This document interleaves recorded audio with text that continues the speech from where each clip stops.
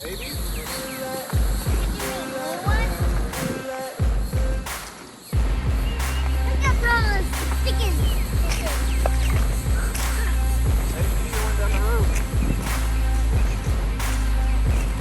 No. Hard to believe that used to be the road. Like, you never even knew about that up there. Yeah. But I did know about all this. I just never knew this book. Oh, what are you doing? Video. Supposed to say Happy Father's Day. Happy Father's Day.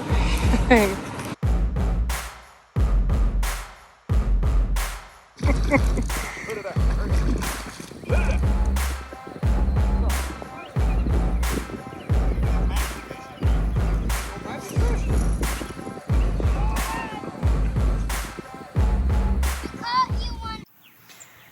Welcome back to Grow Messy. Here on Grow Brandon Farm, we have accidentally acquired a couple of roosters. And I say accidentally because my parents were on their way home from church and they saw two roosters on the side of the road in desperate need of some help, intensely dehydrated. And so, okay, Can I eat it? if it's red, Red. okay. Let me fix you here. And they picked him up. They let him pick him up in the truck and they put him in the back and brought him home, gave him water. I came over there with my little dog kennel and scooped him up and brought him home. So the way my run works is I'm able to,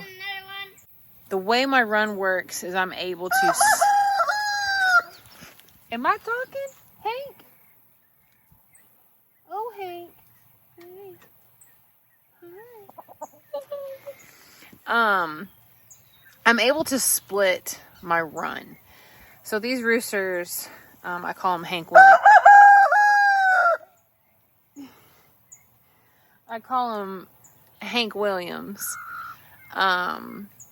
Anyway, they cannot get into the coop, but they have access to food, water, shelter, and then half of the run and this entire chicken tunnel here. All my other girls are on the other side. So if we end up keeping one of them, it'll be the one that's fully feathered. We'll call him Hank. And in 2 weeks, I will introduce him to the rest of the flock. I want to keep them separate for now, just in case they have some sort of disease or whatever. I don't want to infect my entire flock if I don't have to. We can still run the risk being that they're in this tunnel and they can kind of get to each other through the fencing, but yeah. So I'm pretty sure they're a mutt. They're like a mix between like a Silver Lace Wyandotte and maybe like a Buff Orpington. But they have those really green, like iridescent feathers. So I'm really not sure where they came from or what kind of breed they are, but so far they're pretty sweet boys. I just I don't want 2 roosters for 21 chickens. I haven't been on here in a hot minute and I probably need to be better at that. I got a new phone stand too. Hi, Hank. There's beans.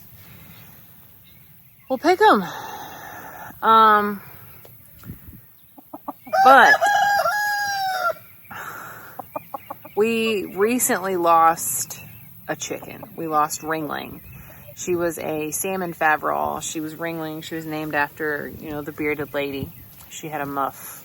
Isn't that what they're called? Muffs? Muffs and beards? Anyway. Don't quote me on that. Anyway, yeah, she was all buried up in the coop. And honestly, I didn't know until I started to smell the coop. And I was like, whoa, something smells really bad. And then I ended up seeing her through the nest box. So I was able to get her out, buried her with Barbie. If you didn't know, Barbie was the very first chicken that we ever lost. She was a Buff Orpington. She's about a year old. As a matter of fact, so was Ringling. She was almost a year old. Barbie is my chicken tattoo that I have here. But yeah, we buried her under the God tree with Barbie. So she's, R.I.P. R.I.P. Ringling. But everyone else seems to be doing all right. So it's just kind of our little chicken update. I did extend my tunnels. I did a few shorts on that as far as how to create chicken tunnels. I extended my tunnel almost all the way down until I ran out of fencing. So it's not all the way, but close enough. So anyway, yeah, this little vlog today is just kind of going to be a little chicken update. Say hi, show my pretty face, and give you a little update on my chickens. So, Hank, hi Hank, come here, Hank, come here. So stay tuned for the chicken saga. We'll see what happens with these roosters. Just a lot of green ones.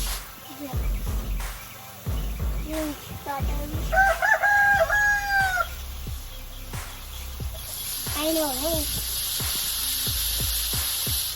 Oh, Hank. Silly Hank. Silly Hank. Are you watering it? You gotta water your compost pile. Helps it break down faster. Why do you gotta water the chicken run? Well, because the chickens are really hot, and it's always better whenever they get to stand in some water. And when you water the ground, it cools the ground off, because we've had like really hot days, you know? Yeah? Why don't you come pick these two red tomatoes over here? I give you permission. This one. Not that one. The two in the back. Can you get in there? I got the big one. Oh. So like I was saying, it's got like a little button on it. Ew! What? Ew! Squirt out stuff. Well, give it to the chickens. Oh, did I just get your foot? I'm sorry. So like I was saying with this heat, we've had like 100-degree days. It's been awful.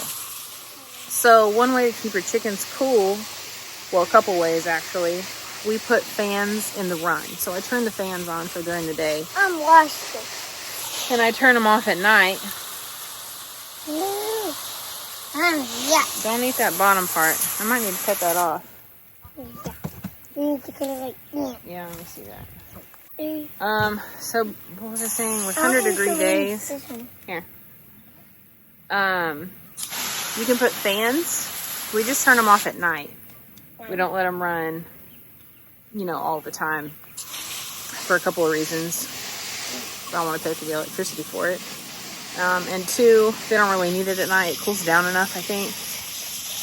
But another thing you can do is just keep multiple sources of water. So like we have those big, like hard black, like tubs kind of for like, you can use them for like horses and stuff. But I fill those up. And the way chickens will cool down is by their feet. So they have standing water.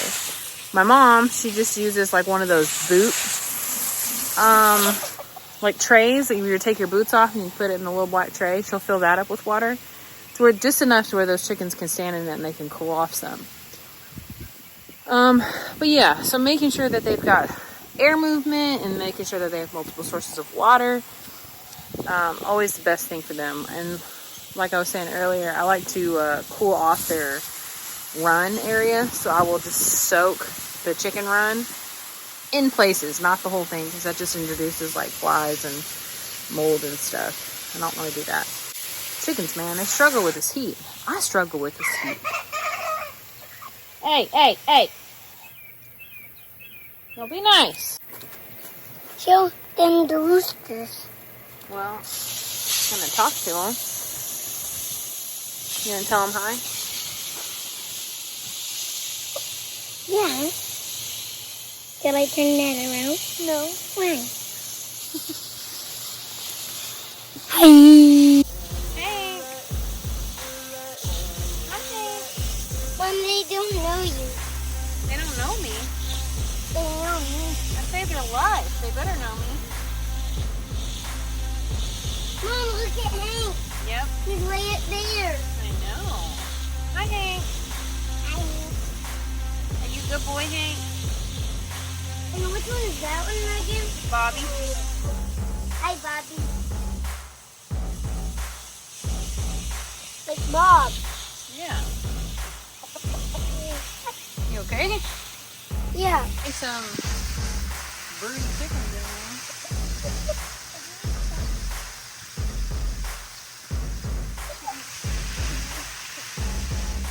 Right there. Well, not the small ones, the bigger one.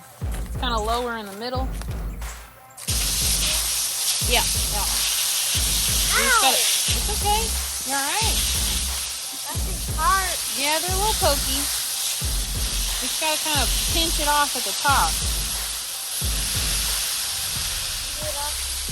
There you go. Yeah, they're a little pokey. That's their defense. So animals don't eat them, you know? Or bugs. So, if I'm being totally honest, I wasn't ready for a rooster. I really thought that I would never have a rooster because I don't like the way that they act towards the hens. And I know it's nature and it's a part of it, but it's just too much for me. So I don't know if it's the right time, and I'm not even sure if I'm ready still, because then we're gonna have fertilized eggs. Now we collect our eggs every day. Rarely do we ever go a day without collecting eggs. So I don't think that the eggs will have time to develop. But still, I had to call my boss and be like, how do I raise roosters? Because I don't know anything about roosters. If she thinks I can do it, I'm still a little skeptical. I will only be keeping one, and we'll see how that goes. So, if you have any tips on roosters, what to expect, what to do if this, and this happen, whatever, please drop them in the comments and let me know. Anyway, we really appreciate you guys watching and hanging out with us. We hope that you follow our channel over on Instagram, Grow Messy. We did start a new business, a lawn business called Grow Messy Lawns. We're on Instagram as well. But always be sure to subscribe here. That way you get our videos first. It also helps us out in a number of ways. So I appreciate that.